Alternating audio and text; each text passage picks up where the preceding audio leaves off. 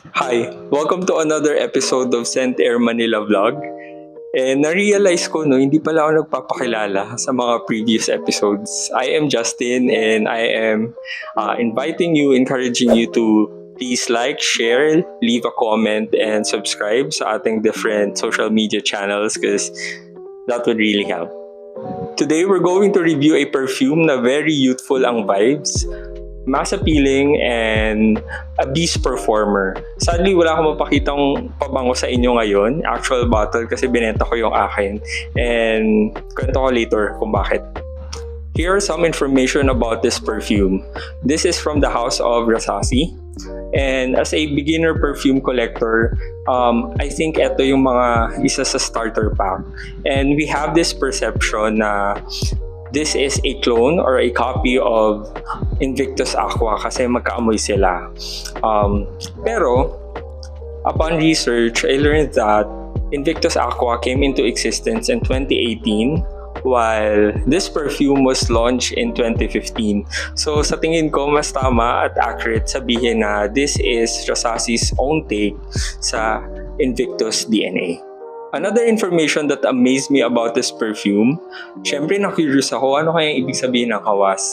So ang mga nakita kong result, ibig sabihin nito, lust, matinding kagustuhan, desire. And then as I was typing, na-realize ko na pag binaliktad mo yung hawas, magiging sawa. And nagulat ako kasi pag bumili ka ng full bottle ng hawas, yung box niya may design ng balat ng ahas. And yung mismong full bottle, yung takip, may nakapulupot na ahas. So, when it comes to the presentation, hawas only comes in 100 ml bottle, pero ang pinaka-noteworthy tungkol sa bote ng hawas is yung glass na ginamit. Talagang pag nahawakan mo siya, sobrang bigat at mararamdaman mo na talagang quality glass yung ginamit. For the notes of hawas, here are the top notes.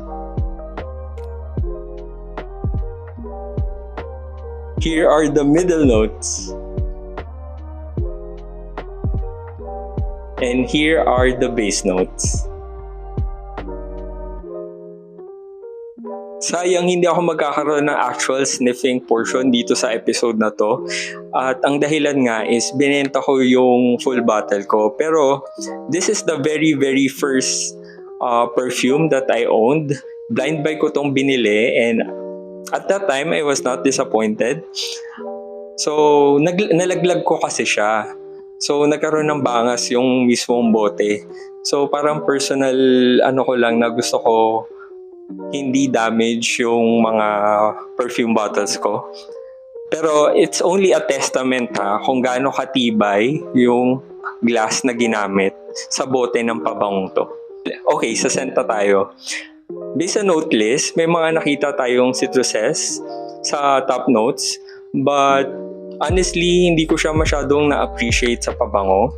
And this perfume does not have the smoothest intro. Medyo harsh yung simula niya. And then bigla na lang kukunin yung pang-amoy nyo ng watery and plum notes. This perfume is very sweet and bubblegummy. That's the reason why it has a very, very youthful vibes. Syempre, another concern, gaano nga ba kalapit ang clone ng Hawas Rasasi sa Invictus DNA? I would say 90% magkapareha sila. And for a trained nose, I think ang mapapansin nyo is I was able to smell Invictus sa mall.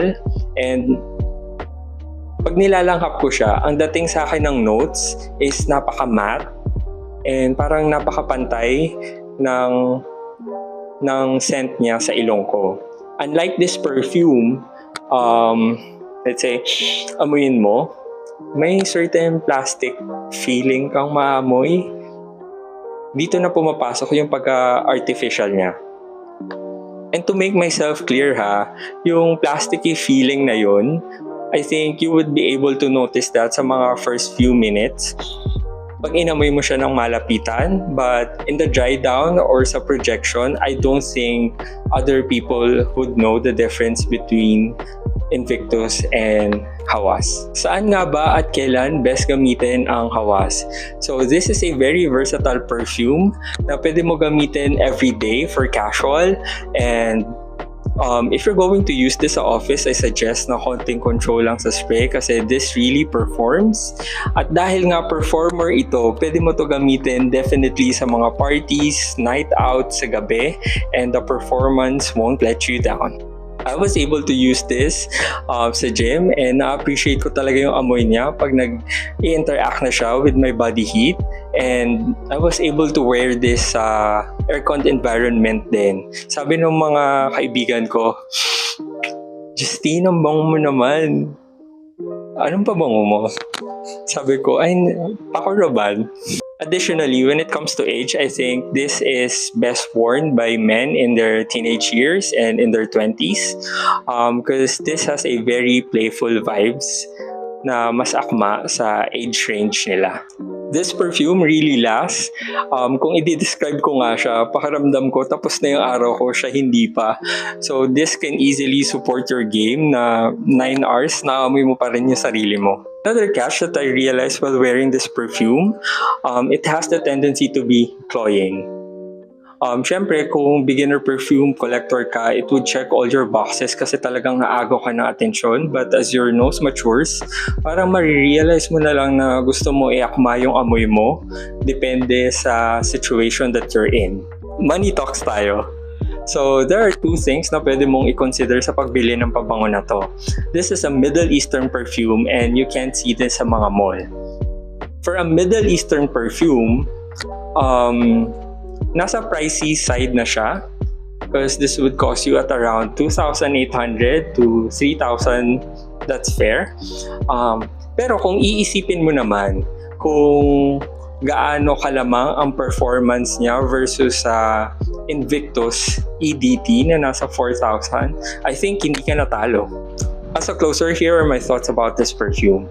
If you are trying to build your collection and nag-iisip ka kung dapat ba tong i-blind buy, I would suggest yes, blind buy. And the reason why, may hindi ka man magustuhan sa pabango na to, it's easy for you to resell. It might cost you a few hundred pesos, but it's easy to resell. Number 2, sa mga unang beses kong paggamit sa pabangong to, syempre spray ako dito. There was a time na sobrang uminit siya sa balat ko. Mainit na, mas mainit pa sa lompas na it prompted me para i-wash away na ng tubig yung leeg ko. And even though kalaunan, nasanay na din naman yung balat ko, pero since then, it really made me think kung ano yung epekto nito sa balat sa leeg ko. So, that is something you might want to consider. Number 3, sa lahat ng pabango na meron ako, I think dito ako nakaranas ng pangangasim. And to be fair sa pabango, I was put in a very stressful situation kaya siguro naglabas ng ibang pawis yung katawan ko. And I think may kinalaman din kung paano labhan ang damit. But I have experienced it more than once pagdating sa perfume na ito. So, does the cons overshadow the pros? I think hindi naman. If you're a beginner, again, this is perfect for you. Pero, I think kung nasa middle point ka na ng pangungulekta ng pabango, I think this is something na hindi mo ganun ma-appreciate. Kasi nga, nagmamature yung taste natin, yung ilong natin pagdating sa scents. Ang hirap mag-record sa umaga, hindi ko na uulitin. Ang daming asong kumakahol. So, let me invite you na lang to please like, share, and subscribe to our different social media channels. Until next episode, thank you!